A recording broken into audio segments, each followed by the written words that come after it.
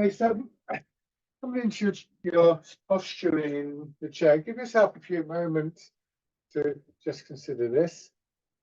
I'm sitting quite forward on my chair, so you may not be comfortable in that, and whatever I say, it's not going to be worth wrecking your back for. But if you can sit forwards a little bit, this will give you an idea of what we're aiming for. On the side, you see my feet are below my knees, straight line there. I'm actually angled slightly forward, but I haven't bent my back particularly. Tilted my pelvis, so I've got about a third of my weight in my feet. And there are these alignments from shoulders down to hips, and then along to the knees and down. And partly the idea here is to create a pathway, if you like, that is unobstructed for the pull of gravity through your body.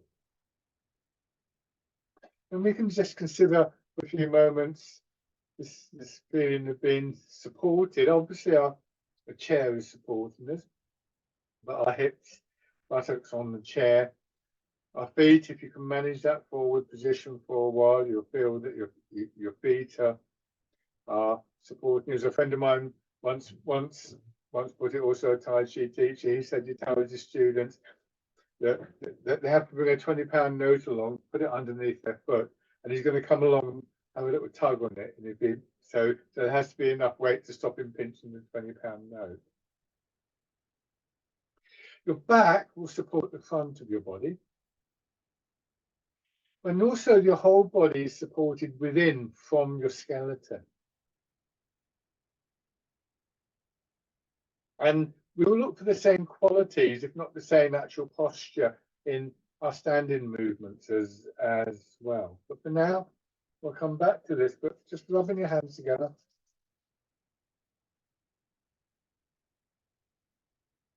Tap it over your face.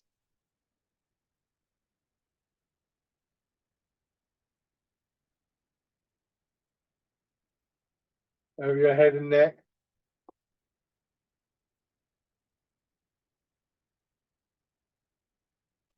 Onto one shoulder and your arm.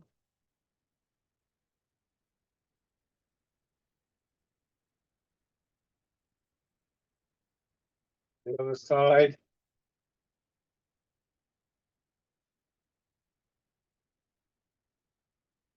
For part of your chest. Your belly. And finally your legs.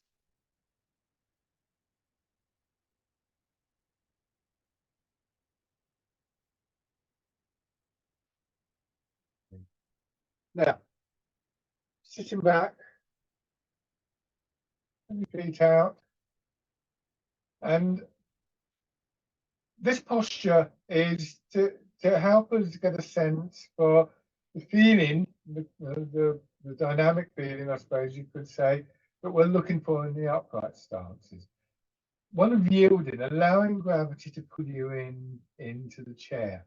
Now, very gently, as you sit back here, thinking about the points of contact with the chair. That could be somewhere in the shoulders, upper back, and then lower back, hips, buttocks, wherever. First of all, with your shoulders, just very gently,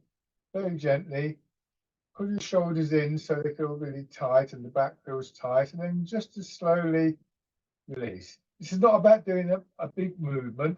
What I want you to do is to get that feeling when you release. How does it feel when you release? What does it feel like in the muscles? I find I sort of sink into the chair a little bit more. For instance, my chest will open out a little bit with the relaxation. And try the same thing in the lower part of your body, around your hips. Just tense up gently, not too much. And again, release. And again, I tend to get this feeling of dropping.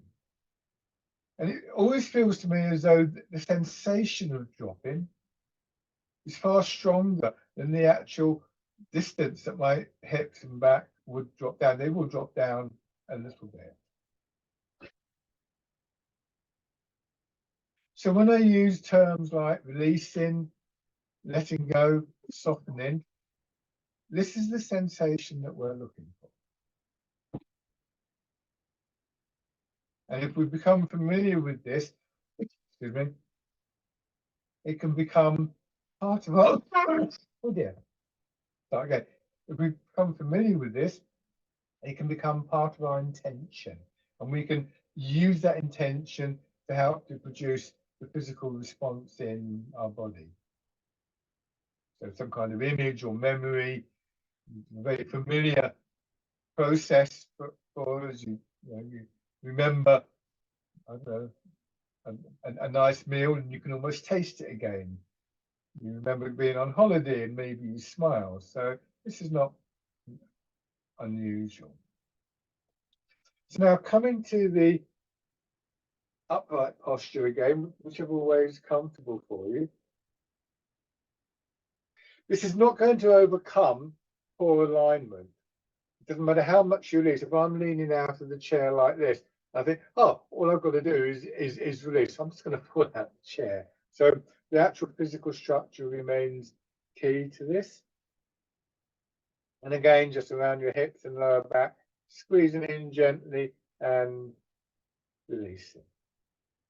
Squeezing in and releasing. So this is also what we mean by rooting down, that feeling of dropping downwards.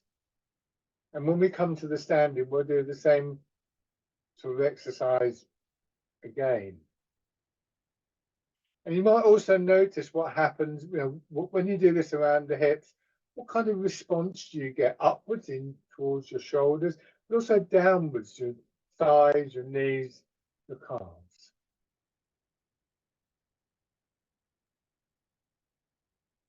And we're looking for that feeling of release, in particularly in that central part of the body, be as consistent as possible. Now, just slowly begin to turn your head.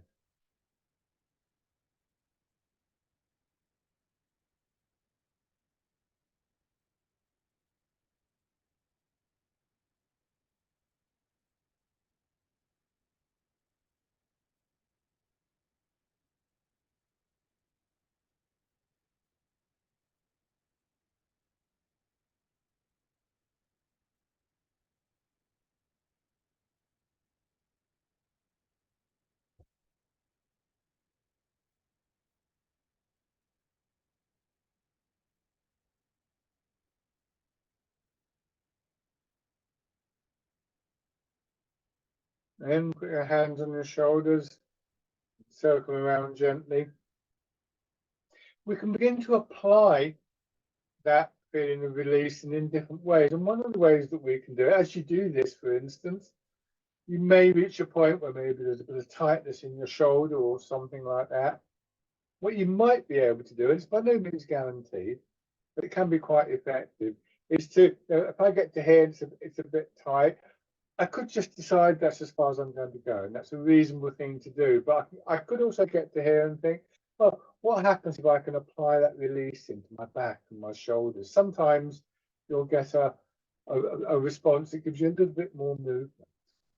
So you get a little bit more space for that flow of the movement, that flow of the energy through that releasing quality. Going forwards. And that would always become our first response in Tai Chi to any kind of barrier to the movement. As I said, it's not guaranteed to work, and it may be that we need to think about things in a different way if that doesn't work. But it does seem to work quite a lot of the time. And it only takes a moment. And hands down to your side. It's one of those very small movements that we so value in Tai Chi, the small movements that make up the bigger movements.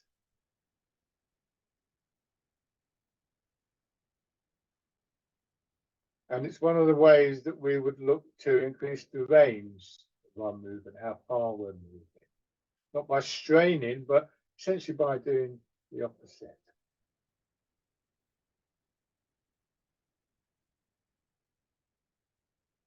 So that in itself, I think, becomes worthwhile.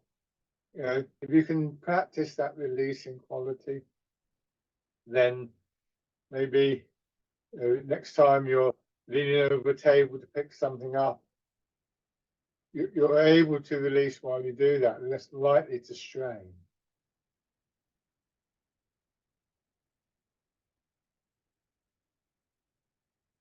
And then winding around.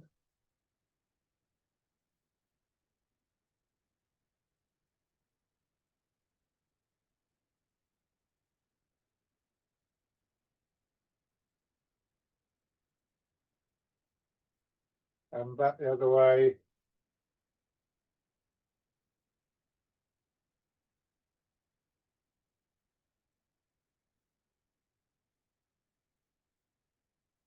And rest.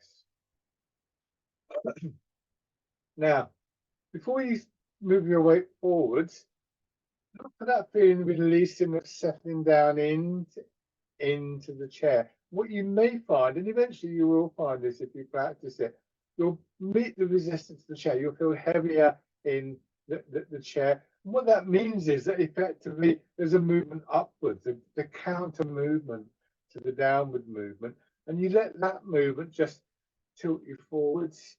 And the same thing in your legs, it's releasing, say, the soles of your feet, perhaps, or your ankles, or wherever you feel it's appropriate.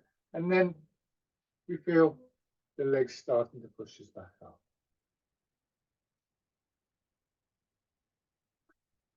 So we're starting to actively make use of this two-way cycle of movement, of energy, constantly working through our body, which is the pull of gravity that we yield to, and the natural response of our body to push us back, which again we allow free passage to.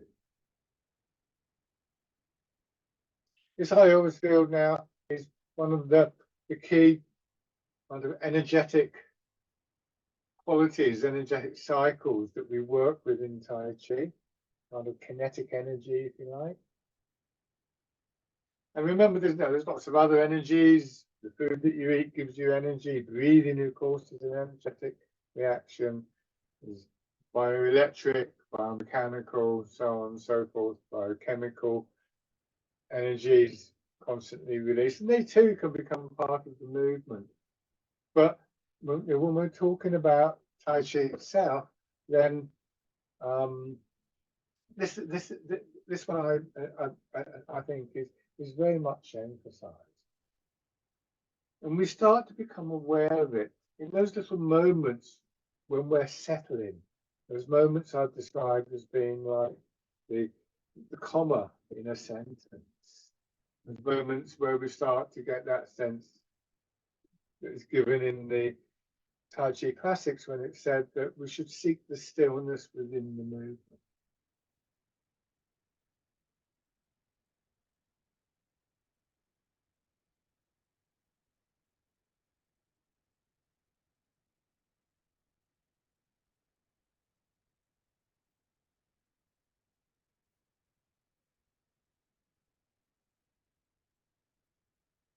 And then just turn a little bit so that now your weight is going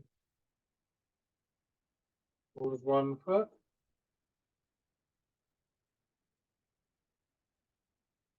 So we take that basic up and down movement, and our intention guides it into certain places. And what you've done here is you've turned in that center part of your body. So your intention tends to get focused through that area between pelvis and waist, hips and waist. The weight moving, flowing, turn slightly, so you're now going on the other diagonal line, foot to the opposite hip.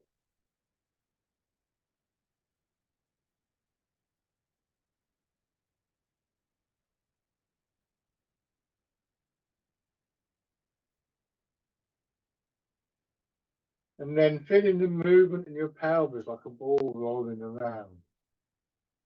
And around, drawing your head and shoulders around in a small circle. And again, if in the process of doing this you meet areas of resistance, maybe you can get that sense of release in there. In particular with this, but really with all the movements, that should always be strongly associated with the downward releasing. Maybe more to it than that, but essentially, as it's sometimes said in Tai Chi, what we're doing is allowing the tightness, allowing the tension to drain down through our bodies.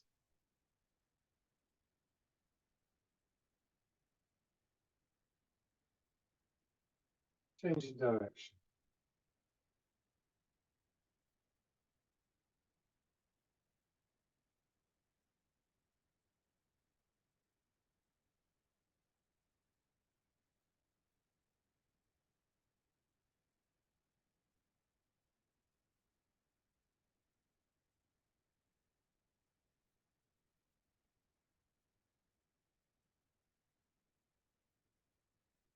Coming back to the central position and then the stepping. And you may even find here, as I do sometimes, that as I go to lift my knee, it's helped if I can release a little bit more in that hip.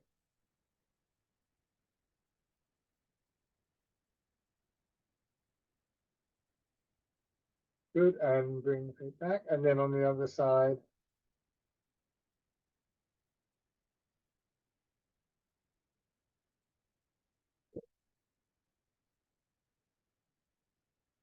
Good. So we're going to take that movement, that energy, and give it a variety of shapes through the different exercises. And so, you know, wherever we feel that sense of tightening, we want to try and release it. And also in our arms, remember our arms offer the shape, the expression for the movement that's already there, rather than straining to create the movement. So from here, hands down, weight back in your hips, turning your hands forwards, and then bird folds its wings, just rotating your arms as you go forward.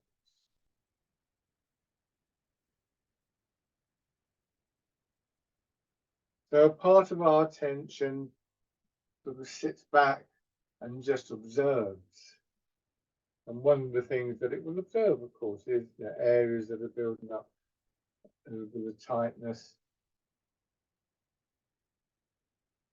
As we get more experienced in these arts, quite often the very act of noticing stimulates the release in the change that we're looking for. Again, that won't always be the case, but it happens surprisingly often in my experience.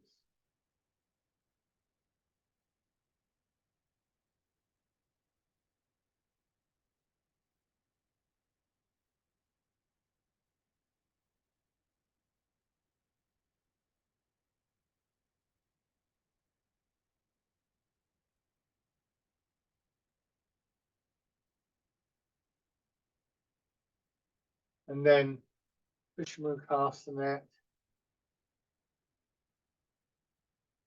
Going forward, settling into our feet, letting our shoulders release, feeling the effect that has on the swing of our arms.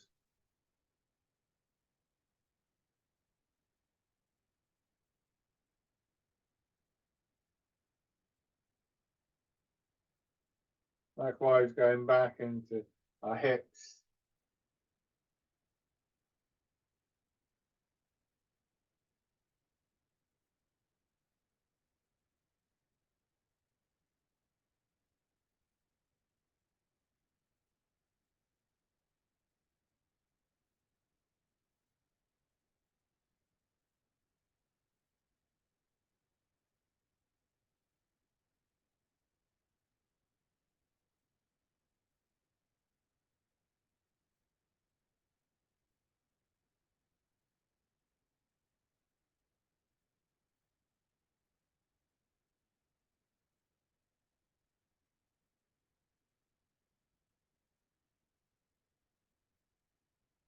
And then rolling the ball. You can imagine the ball in your arms and your body, just sitting back, sliding your hands or over the ball or rolling it in towards you.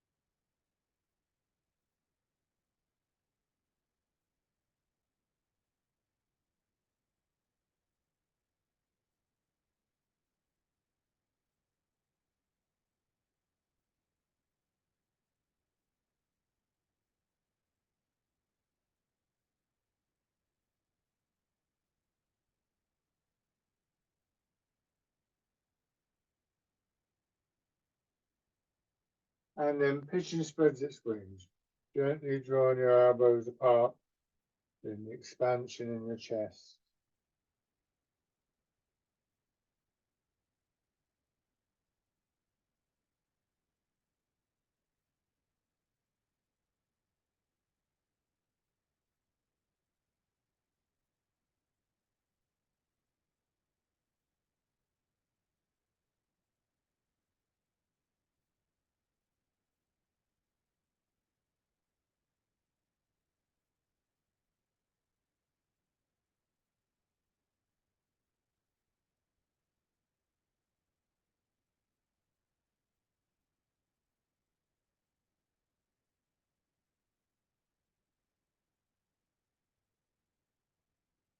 One more time.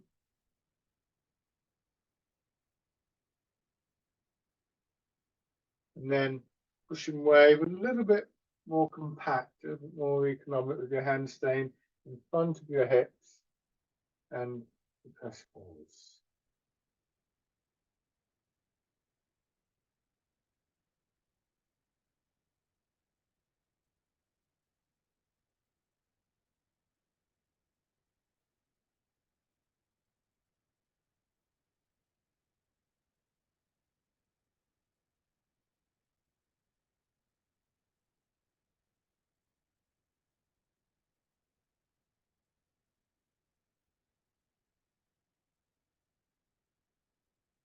More.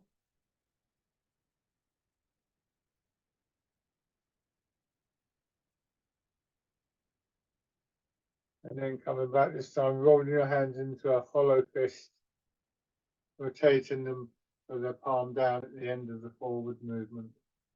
Palm up as much as possible as you go back. You find that your arms won't rotate through that whole range, don't worry. But again, you might come back and meet that sort of stiffness, that resistance, maybe just be able to release a little.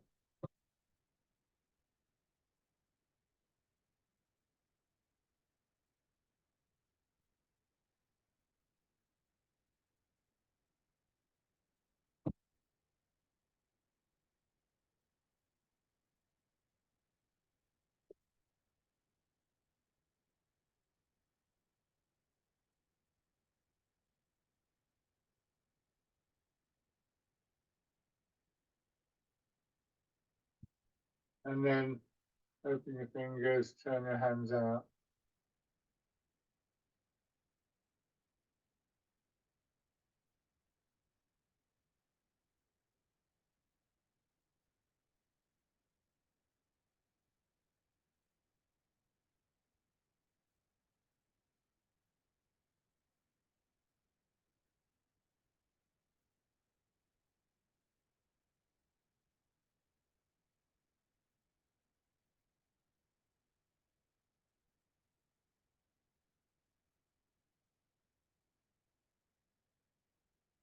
Remember, sitting back, releasing, sinking down, waiting for the push forwards.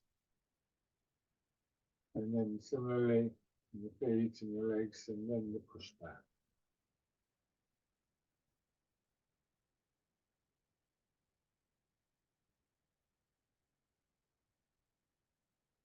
Now, just rest your hands down for a moment. Turn a little bit, look forwards. As you go forwards, the head is going forwards, but hips are dropping back, so feel that extension in the spine. Turn, so you swing across to the other side. Feel the contraction through your back, drawing your shoulders back over your hips. Turn the other way, and again, the extension, particularly through the spine. Think of the way maybe a cat stretches out or something like that.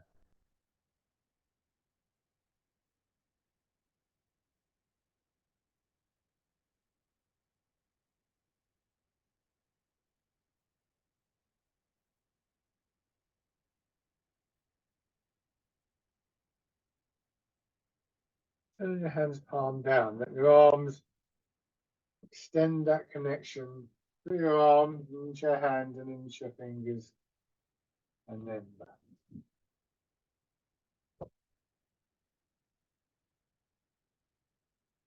Changing direction. Polishing the table.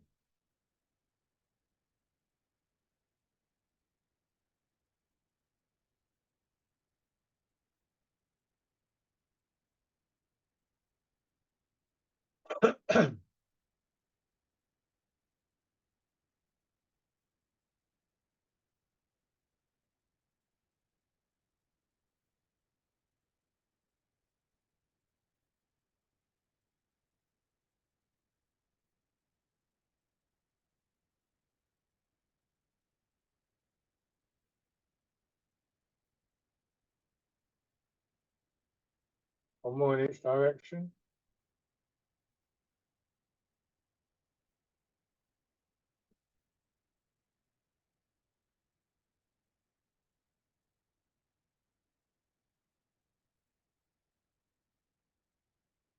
Your hands back in front of you. Turn your hands palm up. This time, and for the next few exercises, rather than feeling that the release in and the push back alternates between hips and feet, try and get it working in both hips and feet together. And when you feel the push up, feel the lengthening through your back again. Your hands get pushed up and then drawn down.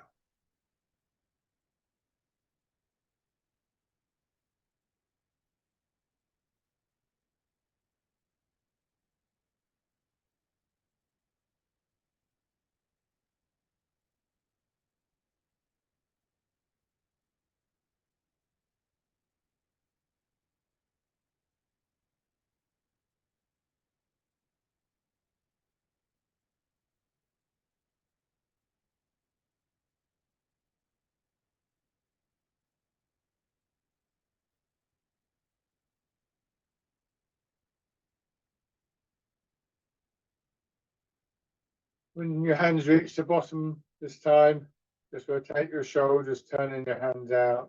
And with the next expansion, the wild goose.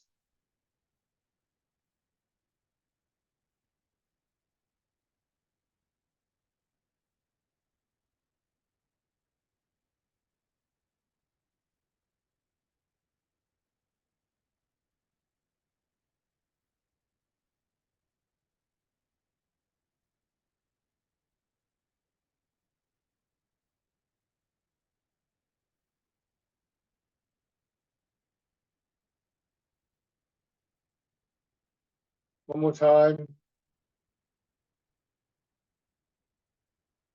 And parting the hands. Hands crossing in front of your knees, sitting back into your hip, pushing up from there.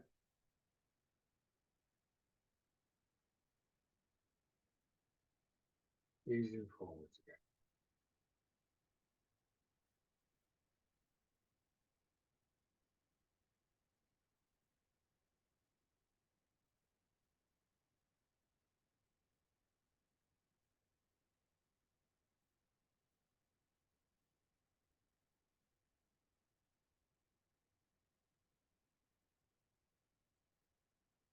One more time. And coming back to the first of the recent exercises, reaching down, doing one of each. One reaching down, one wild goose, and then one parting the clouds.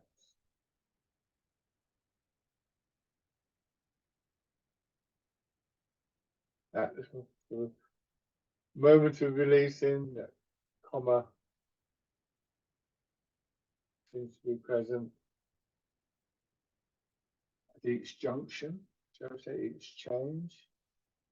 And we just start to get a sense for the subtle differences between one movement and another. This enhances our ability to bring our intent into play when we need it, our conscious intent.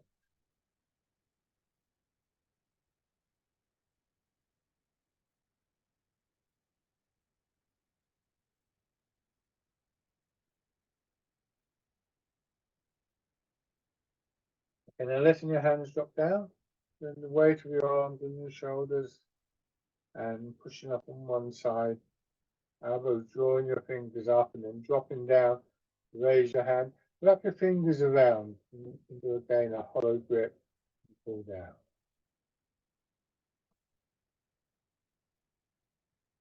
Then sides, take your time, just dragon plucks the stars from the sky.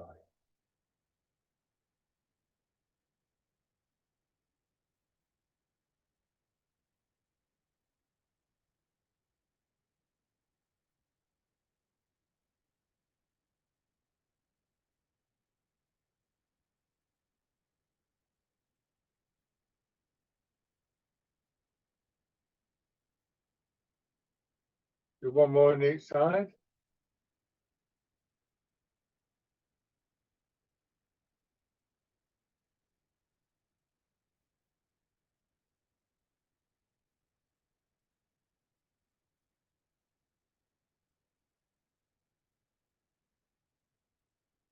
And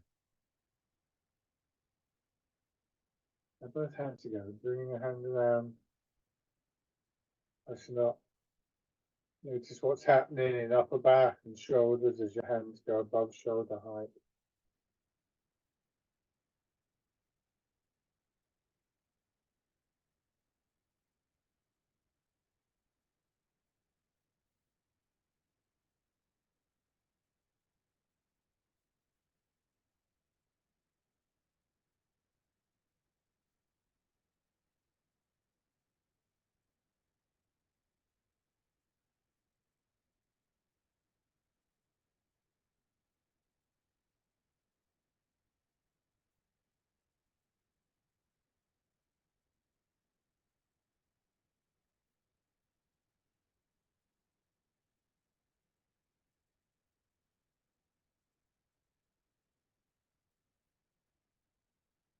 Do one more round of this.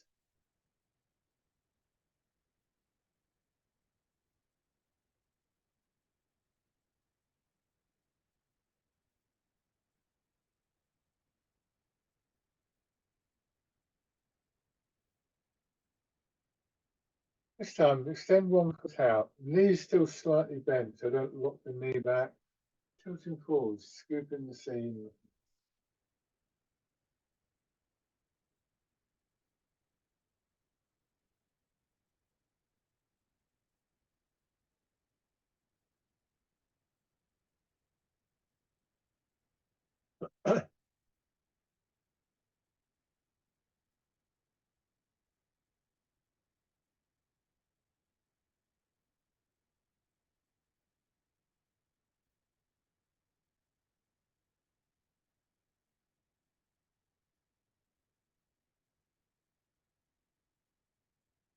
This time, from the upright position, let your hands drop down again, make a hollow fist. You should be able to get your finger down the middle, and then grasp in the tiger's ears.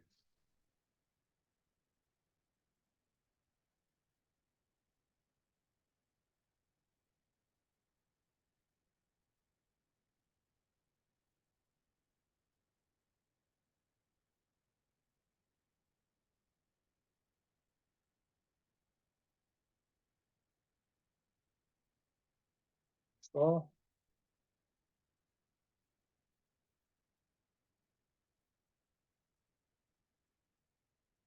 Good. Same two exercises with your other foot forwards, scooping the sea, looking at the sky.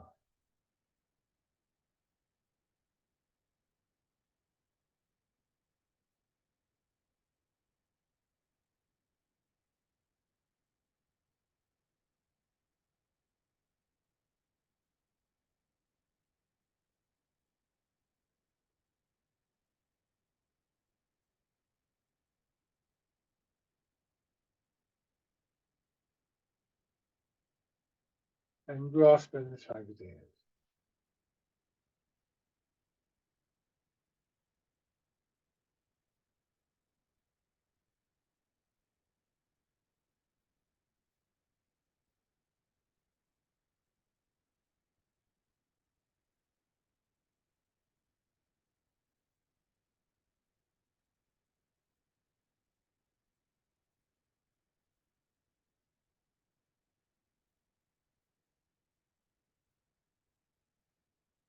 One more time.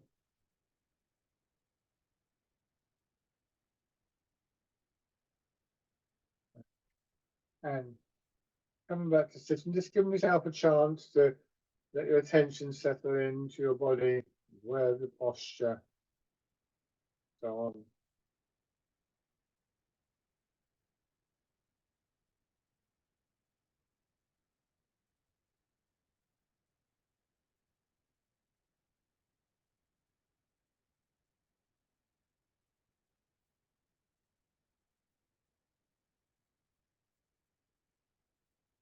And then, once again, tapping exercise, rubbing your hands together.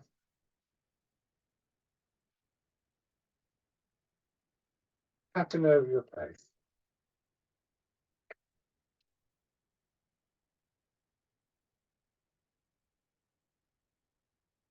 Over your head and neck.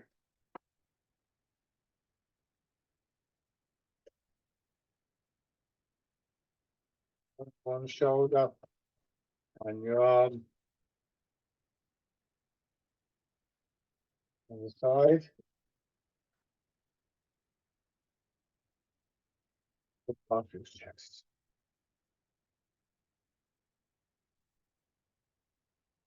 Belly.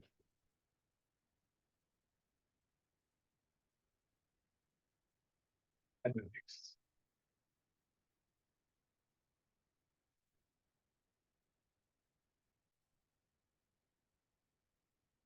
Bring your heels up.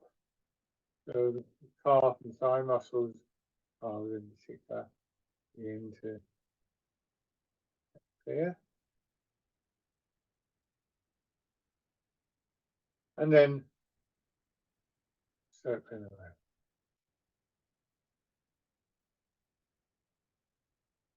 And back the other way.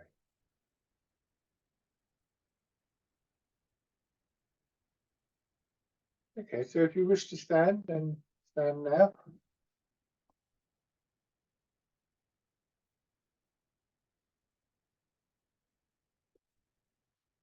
So going back for a few moments to this feeling, this process of releasing, as I said, posture is important.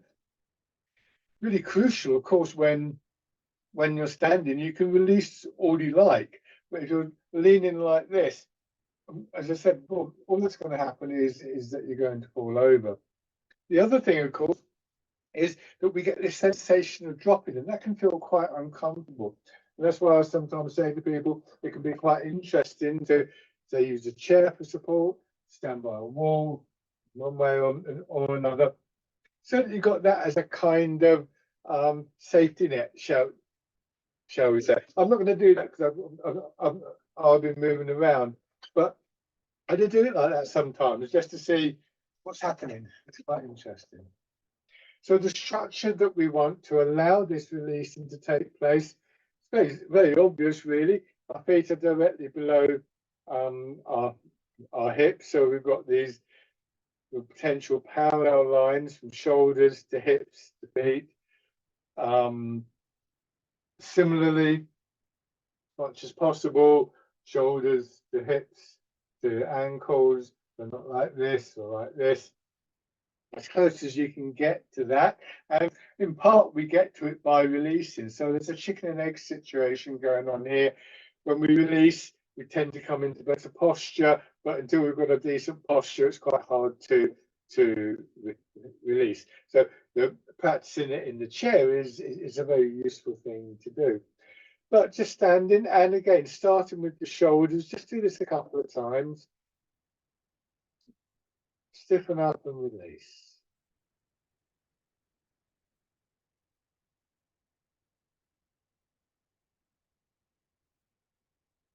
And then lower back, hips, buttocks, and just see what's happening with the knees.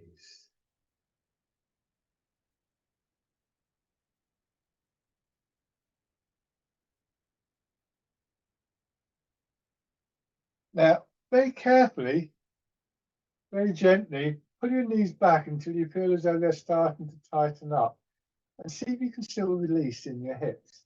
I find it much more difficult. So although I've been talking about hips and lower back, actually knees come into play as well. And your knees need to soften just a little bit. So I wouldn't say they're bent, they do curve very slightly. And then notice again that feeling of dropping. So what we often see in Tai Chi is people with their knees bent a long way, and there's a value in that, without a doubt. But it's possible to bend your knees and not root down. We want our center of gravity, our weight, to drop for the stability that that gives, and also because when we drop down, we get the potential for the push up, as we discovered in the chair. But if all you do is bend your knees, you're probably still going to be tight in your hips. So rooting down is through this process of releasing. And when we can feel that, then we might choose to let our hips follow that down a little bit more. It helps to condition the legs, it gives us that stronger sense of a push up. But in and of itself, it's not the rooting down. The rooting down comes with the releasing, the softening, hips, lower back, and knees.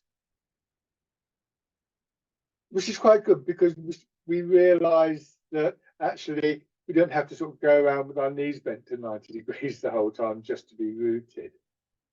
I would recommend still practicing this rooting down. You get a deeper sense of stability. You get a stronger sense of push up, as I said.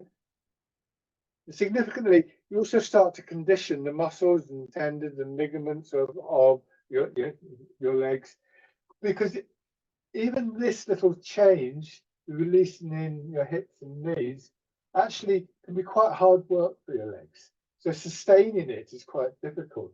So if we do this, then our legs will get stronger, they will condition in the correct way, so that this upper position, still rooting down, actually comes much more easily to us, much more sustainably. Bring the hands around, and once again, do this as a little sequence of 3. Rooting down.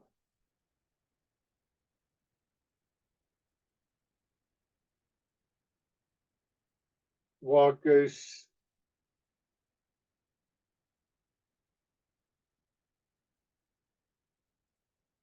And parting the clouds.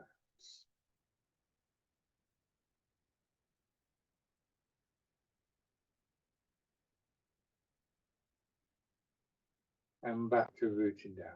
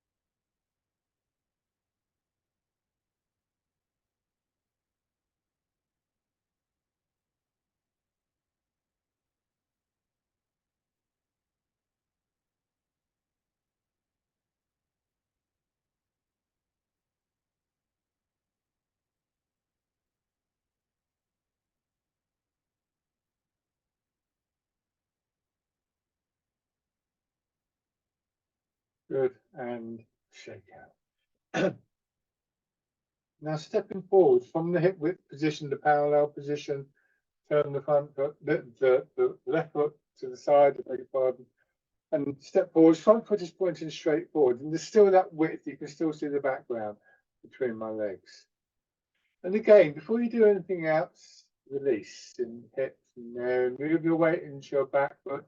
Begin to feel the push. Effectively, when I go into my back foot and I release, I start to feel a push up, but my intention is for that movement to push me forwards. It can feel as though the ground is pushing you forwards and giving you the energy to actually move with. Really, it's the releasing that starts that process.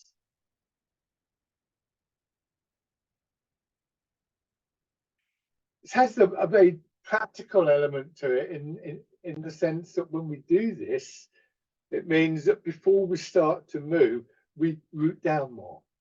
So we make that connection to the ground and everything that is implied in that.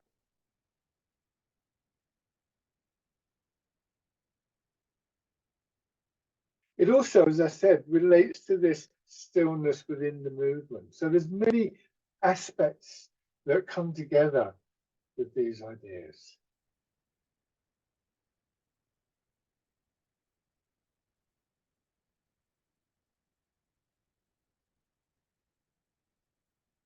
And then raising your toes in the heel. Now you can turn the front foot out a little bit.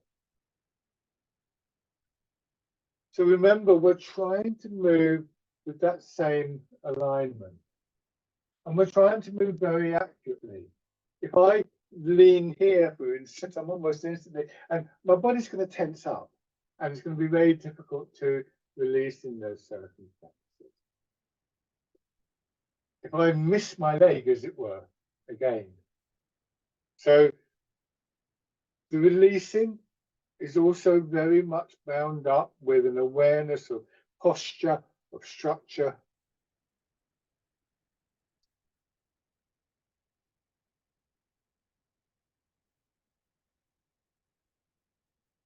We can begin to raise our toes, our heels.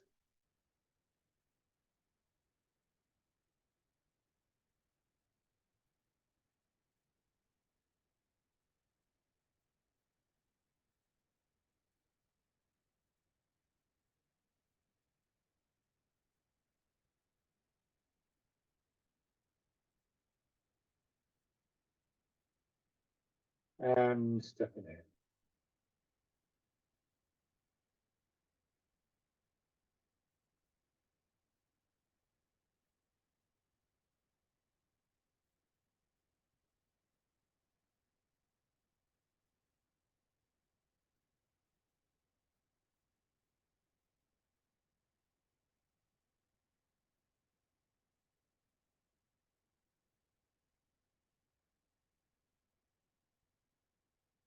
We'll try that on the other side, starting by releasing.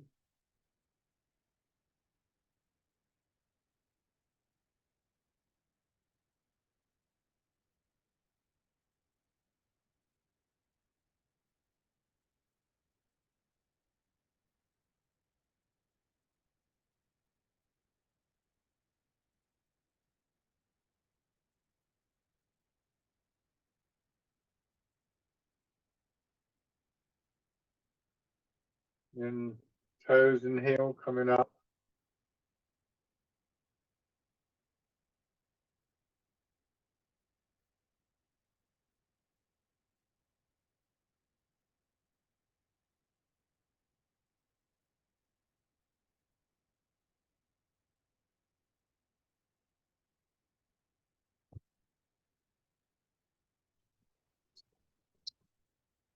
Stepping in.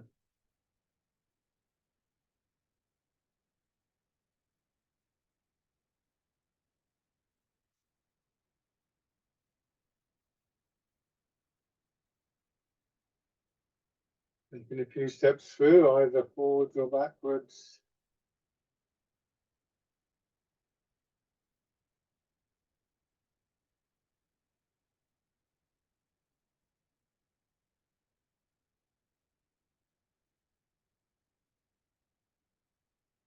And change direction.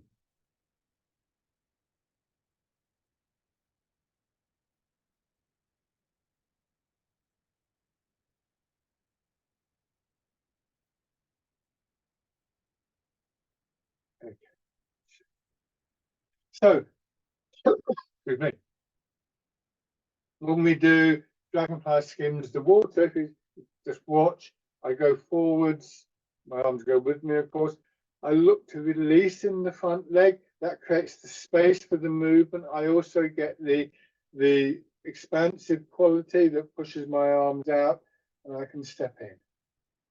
And I step forwards, and the same thing here. I also have the mechanical element of my pelvis moving, helping the foot to come in. And maybe even here, if I can do so, raising the leg. But if I tighten up in my hip, watch what happens. As soon as I tighten up, I start to wobble around and disappear from the screen. So I'm going to go forwards. Have your right foot forwards. Move your weight into the right leg. Turn into your left.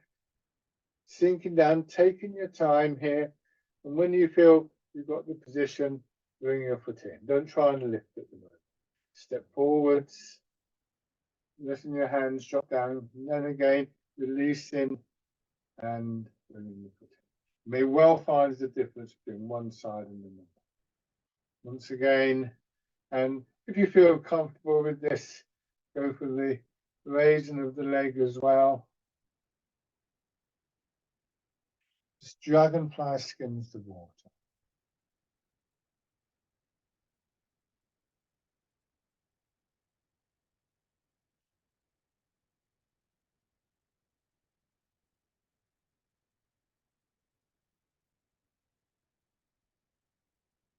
And then I'm going to change direction.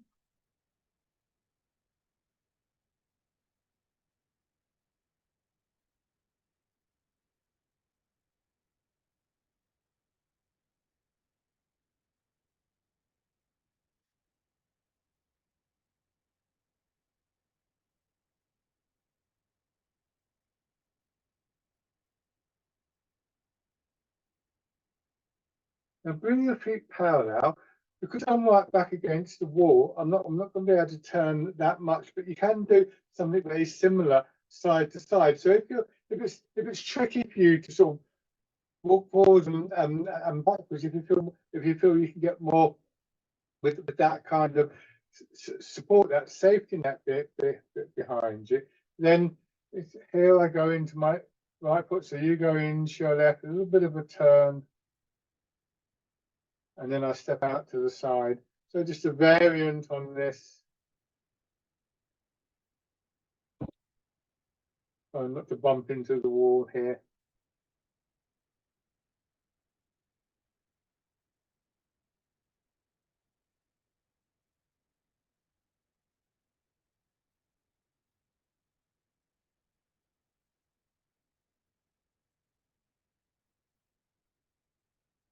This is the dragonfly going side to side, I suspect. And just bringing the feet parallel. Okay, so going back to your chair. And so you could argue that that quality of releasing, that process of releasing in mind and body, because it's not like all things, it's a mind-body process, is the thing that opens the door to a lot of the aspects of Tai Chi that we're looking for. So the last exercise, Embrace Tiger, Return to Mountain, once again really emphasizes that. So hips just sinking down, back softening, and then feeling the push up, but already releasing in hips and back and shoulders, feeling that drawing your arms in, and feeling that movement coming back, settling down again, taking your time, starting all over again.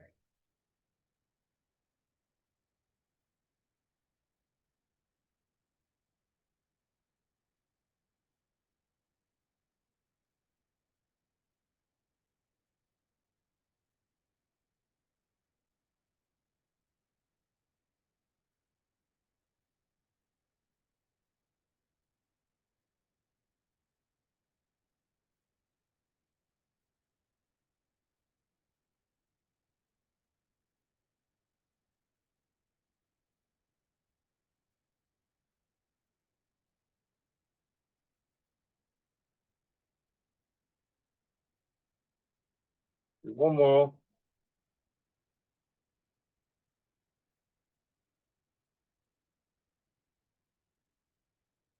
And rest.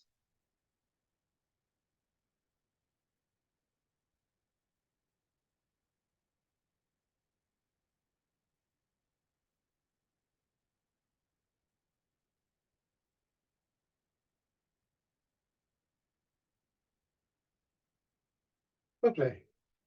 Thank you very much, everybody.